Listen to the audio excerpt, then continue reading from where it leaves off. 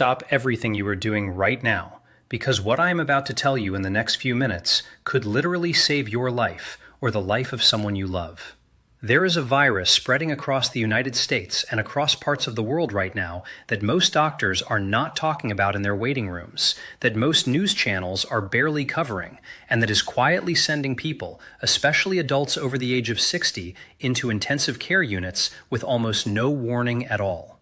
It is called the Hantavirus, and today I am going to tell you exactly what it is, how it gets into your body, what it does once it is inside you, and most importantly, what every single adult over 60 must do this week to protect themselves and their families.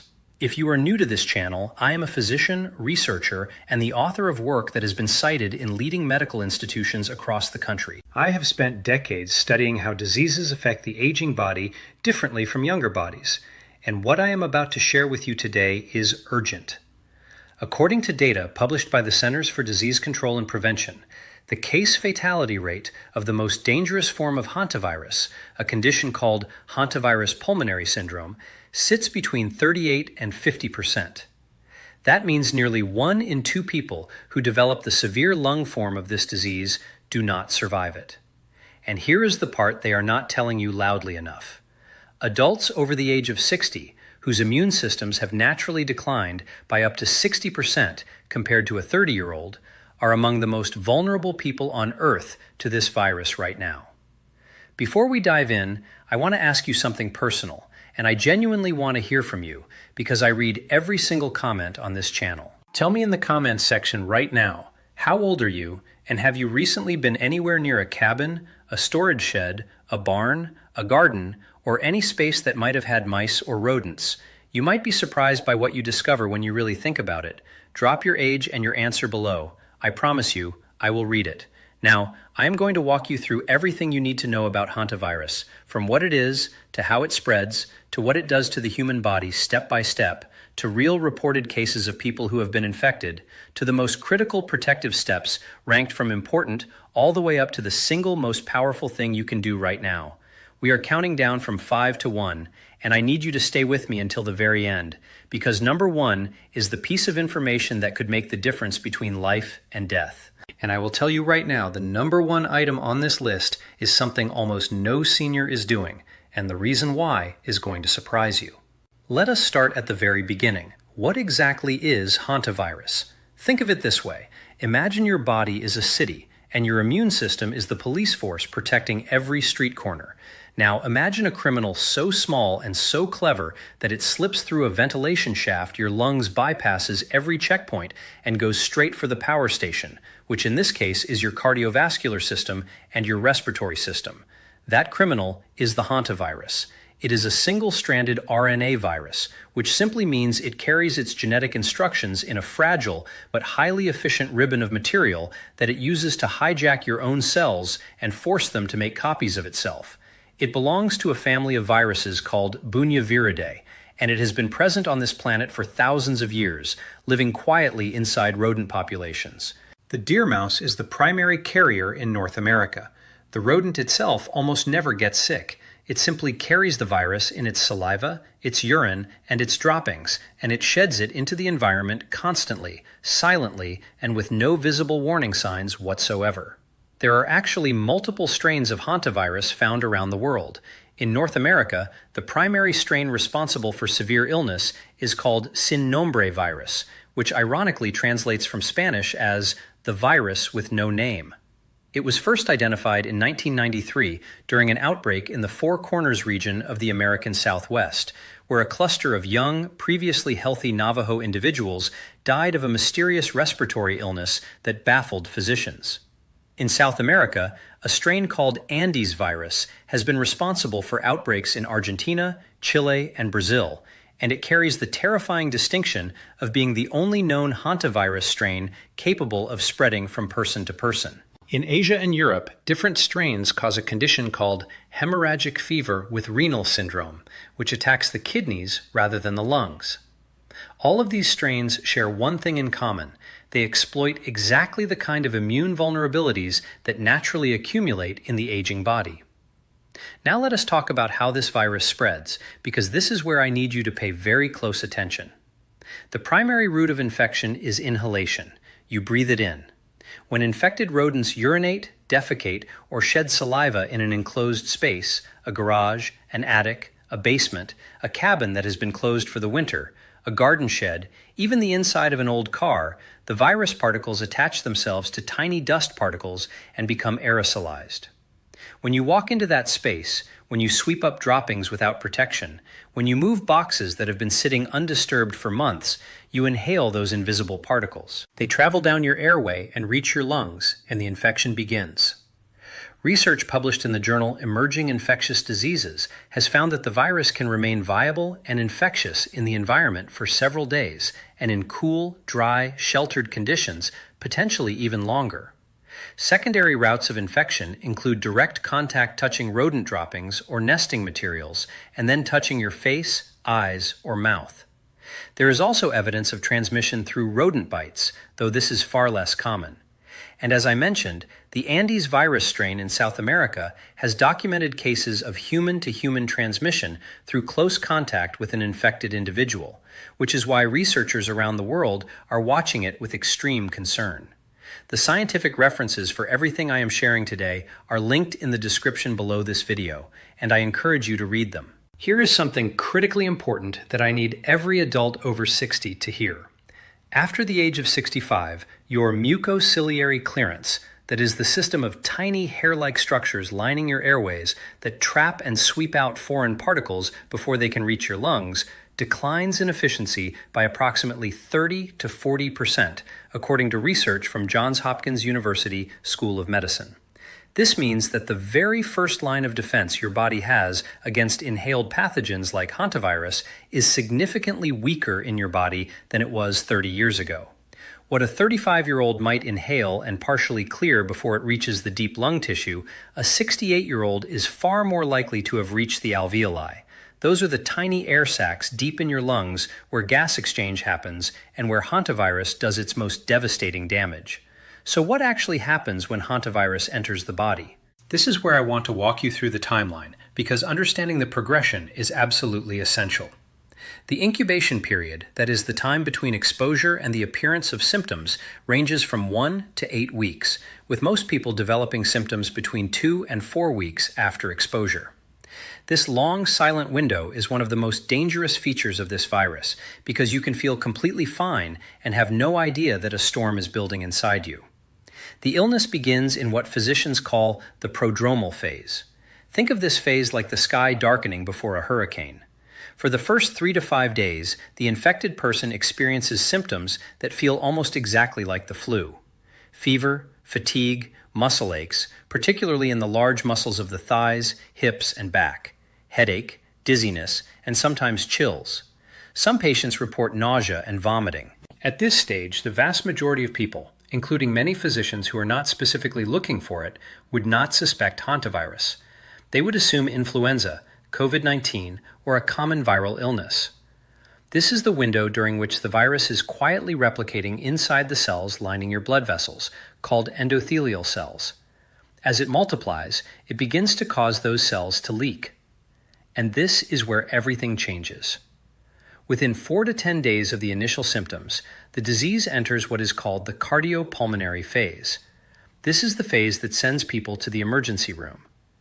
As the blood vessels in the lungs become increasingly leaky, fluid begins flooding the air sacs. The lungs, which should be light and airy like a sponge, begin filling with fluid. The patient develops rapidly worsening shortness of breath, not a mild breathlessness, but a terrifying, gasping inability to get air. Oxygen levels in the blood plummet. Blood pressure drops. The heart, struggling to pump effectively without enough oxygen, begins to fail. This condition, Hantavirus Pulmonary Syndrome, can progress from the first sign of respiratory distress to complete respiratory failure in as little as 24 to 48 hours. Many patients require mechanical ventilation and intensive care unit admission within a single day of their breathing becoming compromised. This is why rapid recognition of the disease is so critical, and why I am talking to you today before you or someone you love finds themselves in that situation. Patients who survive the cardiopulmonary phase and with intensive supportive care in a modern ICU, many do enter a diuretic fatigue and reduced lung capacity for years afterward. There is currently no specific antiviral drug approved to treat hantavirus infection. Treatment is entirely supportive oxygen, mechanical ventilation, fluid management, and time. This is not a disease where a doctor can hand you a prescription and send you home. Prevention is everything. Now let me tell you about real people this has happened to, because I want you to understand that this is not a theoretical risk. These are documented cases that have been reported in medical literature and by public health agencies. In May of 2012, a 37-year-old man from Yosemite National Park in California, let us call him Robert, which is not his real name but reflects the demographic of the case, stayed in one of the signature tent cabins in the Curry Village area of the park. He returned home and within 3 weeks developed rapidly progressive respiratory failure. He was one of 10 confirmed cases of hantavirus infection linked to that Yosemite outbreak that year. 3 of those 10 individuals died. The CDC investigation found evidence of rodent infestation in the insulation of the tent cabin walls. Thousands of visitors who had stayed in those cabins had to be notified and monitored. The outbreak made national news and forced a complete redesign of the cabin structures. In 2020, a case was reported from the state of Washington involving a man in his early 60s, let us call him Gerald, who had spent a weekend cleaning out a long unused storage barn on his rural property. He was a retired farmer in generally good health who wore no respiratory protection during the cleaning because he had done similar work dozens of times before without incident. Within 2 weeks, he developed what he believed was a severe cold that turned into pneumonia. He was hospitalized and placed on a ventilator within 48 hours of admission.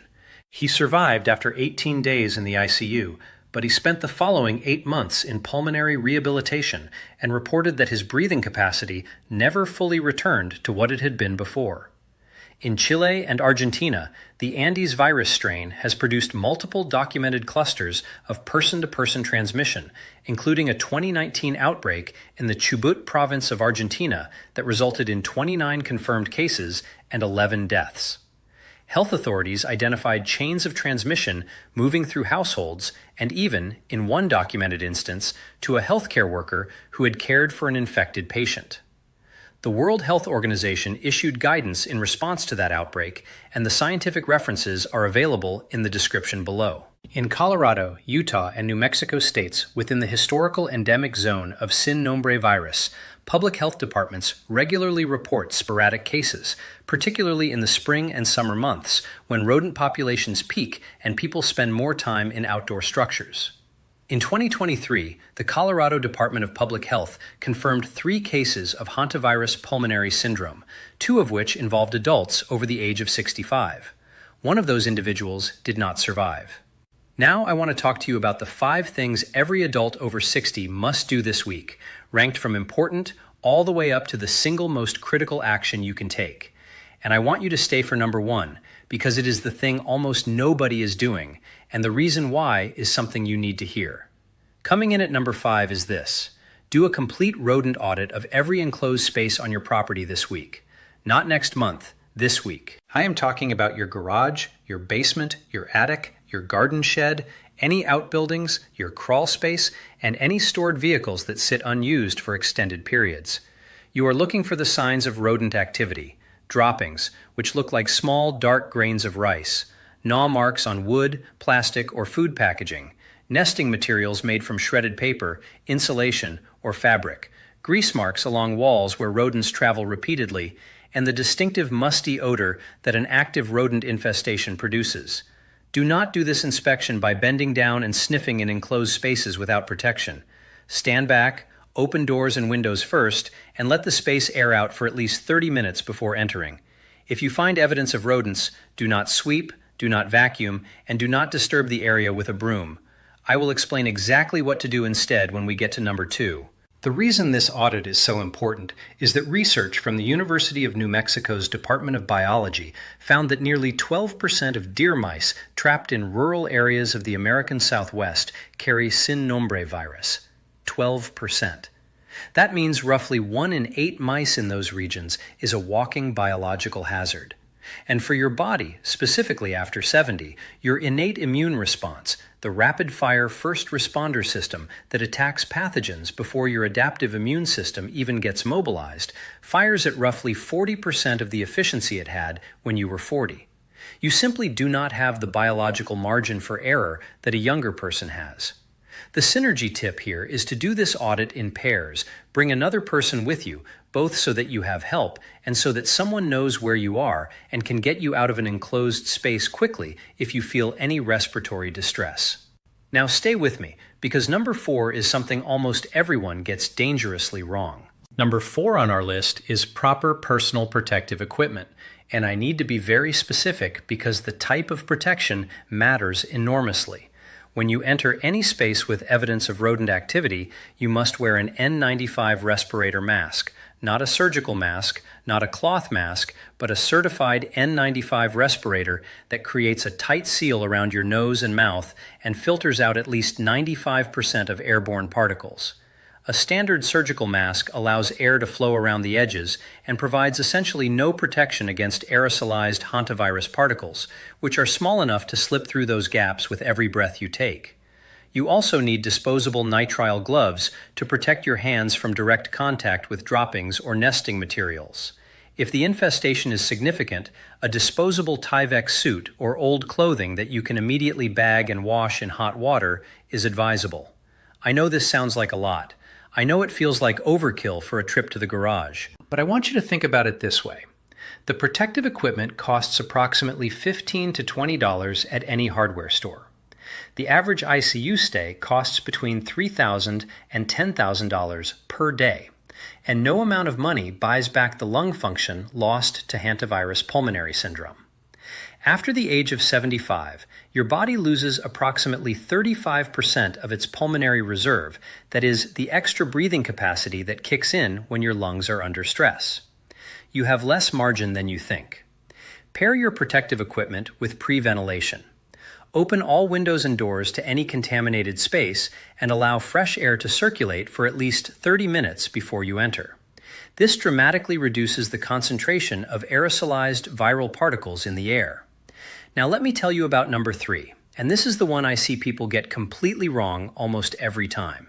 If you have found evidence of rodent activity and you are ready to clean it up, the single most important thing you must know is this: never dry sweep, never dry vacuum, and never use a leaf blower to clear rodent droppings.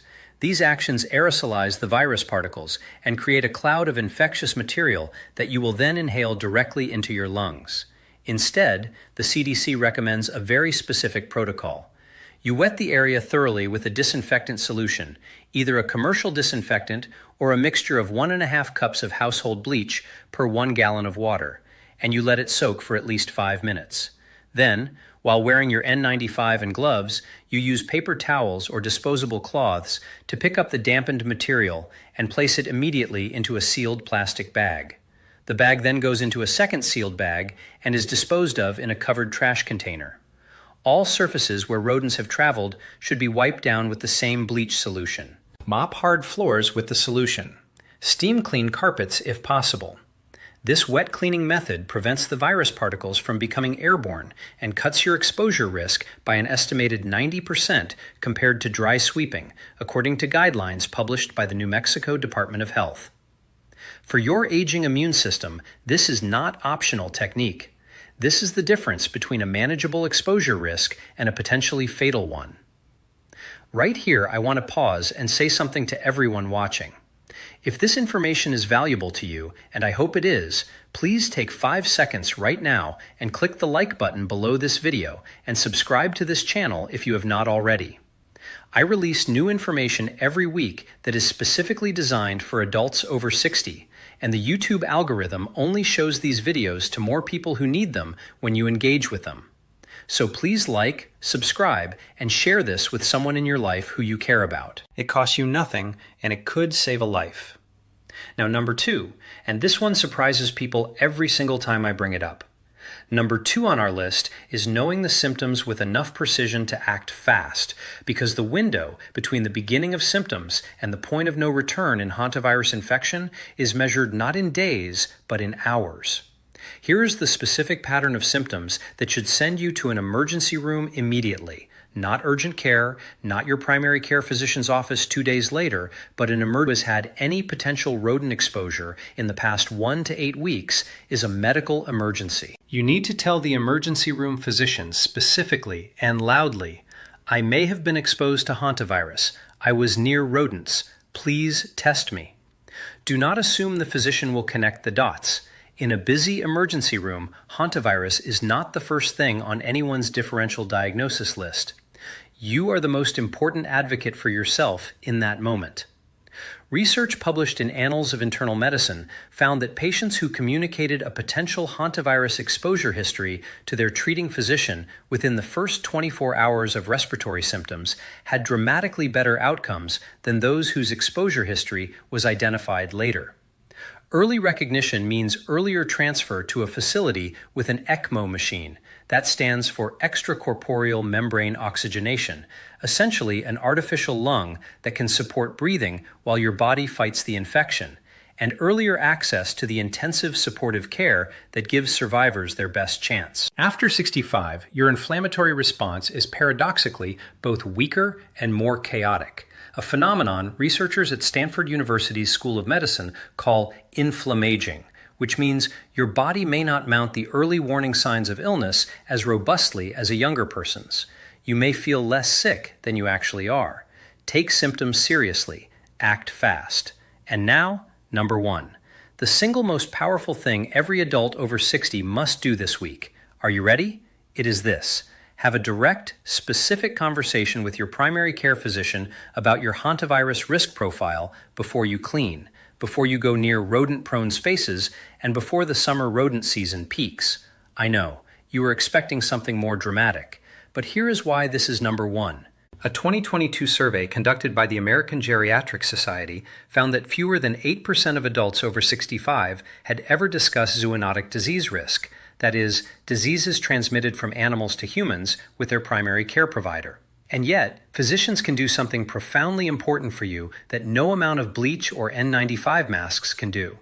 They can assess your individual immune status. They can review whether your current medications, antihistamines, corticosteroids, certain blood pressure medications, may be suppressing your immune response in ways that make you even more vulnerable. They can note your risk on your chart so that if you arrive in the ER with respiratory symptoms, the connection is immediately made. And they can flag you for priority testing and transfer if you do become ill. There is no vaccine for hantavirus. There is no antiviral medication you can take prophylactically. But your physician can be your early warning system, your advocate, and your first line of defense if you have equipped them with the information they need. Print out this video's key points, take them to your appointment, and say, "I want to talk about hantavirus risk. I live in or visit areas with rodent exposure. What should I know, and what should you know about me in case I get sick?"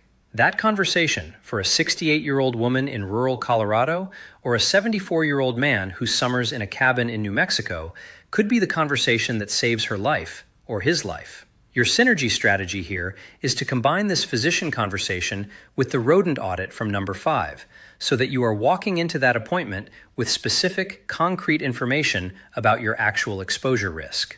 I cannot overstate how much more seriously an informed physician will take a patient who comes in prepared. Here is what I want you to take away from everything we have talked about today. You are not helpless. You are not at the mercy of this virus. You are an intelligent adult who now has specific, actionable knowledge that most people, including most of your peers, do not have. You know what hantavirus is. You know how it spreads. You know what it does to the body and how fast it can escalate. You know what real cases have looked like, and you know the 5 things you can do right now, this week, to dramatically reduce your risk and your family's risk. Do the rodent audit. Get the N95 and the gloves. Learn the wet cleaning protocol. Memorize the symptoms that demand emergency action, and have that conversation with your doctor. These are not complicated steps. They are not expensive steps, but they are the steps that separate people who are protected from people who are not. Independence matters. The ability to open your own cabin in spring, to clean your own garage, to putter in your garden shed on a Saturday afternoon. These things matter. They are not trivial. They are the fabric of a full, active life in your 60s, 70s, and 80s. And it is absolutely not too late to protect that life. It does not matter if you have been cleaning spaces without protection for years. It does not matter if you have never thought about rodent-borne illness before today. Starting now, this week, with the information you have right now, you can change what happens next. Your longevity is not just about what you eat or how much you exercise. It is also about the invisible threats you know to take seriously and the ones you don't. Today, hantavirus moves from the don't know column to the know and act column for you. If you found this video valuable, and I sincerely hope you did, please subscribe to this channel right now by clicking the red subscribe button below. Every single week, I bring you information like this that is specifically researched and specifically designed for adults over 60. Information that your busy doctor may not have time to walk you through in a 15-minute appointment. Share this video with one person today. One person, a spouse, a sibling, a neighbor, a friend with a cabin. You may not know it, but that share could be the most important thing you do today. And now, I want to hear from you in the comments. Tell me, have you ever cleaned a space with rodent droppings without protection? And what is the one thing from today's video that surprised you the most? I read every comment, and your answers genuinely shape the topics I cover next. Thank you for being here. Stay safe, stay informed, and I will see you in the next video.